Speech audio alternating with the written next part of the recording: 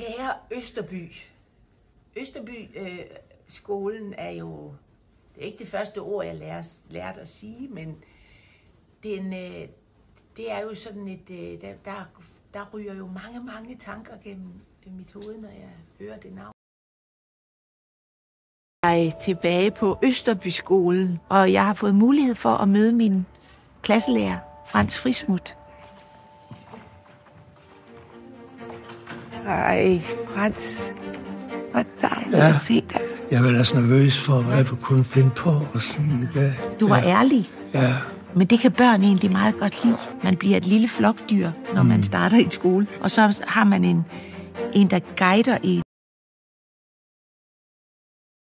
Og så sad du der foran i midterrækken til venstre.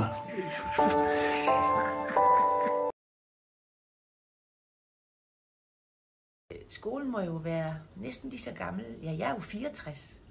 Så det var jo en meget moderne skole, jeg begyndte på, da jeg var 7 år. Min mor og far var jo lærer på skolen, så på den måde har det også været en stor del af hele mit liv derhjemme på Østergade 33. Og jeg fulgtes med mor, så kunne jeg og far selvfølgelig om morgenen, og så slap jeg deres hænder, når vi nærmede os, fordi det var jo også sådan lidt pinligt at komme gående med sin mor og far, når man var ved at være en 10-11 år. Men, og dejligt at have dem så tæt på i hverdagen. Her på scenen i en skolekomedie. Ja, det gjorde jeg. Jeg spillede en sten. Ja. Men far sagde, du sov med en god sten. Ja. Jeg håber, der kommer mange af de gamle elever, mine gamle venner og gamle lærere. Jeg mødte jo heldigvis, og det var et fantastisk møde med hr. Frismuth sidst. Det fællesskab, man skal nå at få i sådan en klasse. Og det er også et sted, hvor man bliver social.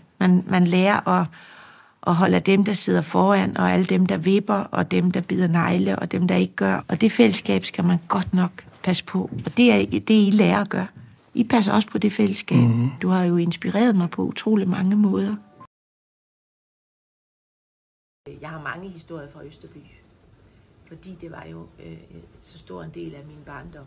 Og jeg var jo et lidt udsat væsen med mit røde hår og mine platte fødder og mine ortopædiske sko, og min mor og far, som var lærer på skolen. Så jeg kan huske en meget sjov historie, og jeg tror, jeg har fortalt den. Men jeg fik en elefanthue, mor havde strikket, den var rød, og det var nem at tage på. Og så drengene i klassen, de drejede den rundt, så jeg ikke kunne se. Og så en dag tænkte jeg, nu skal det være nok. Og så tog jeg sådan en kinesisk tehat, tevarmer, vi havde derhjemme. Og så tog jeg den på i skole. Og så stod de samme drenge, som drillede mig med den her, min flotte røde strikkede hat. Og så stod de der og anede ikke, hvad de skulle sige. Og sagde, hvad fanden er det, hun har et år? Vanvittigt. Og sådan, det er sådan et godt lille fif til folk, der bliver drillet. Hjerteligt tillykke.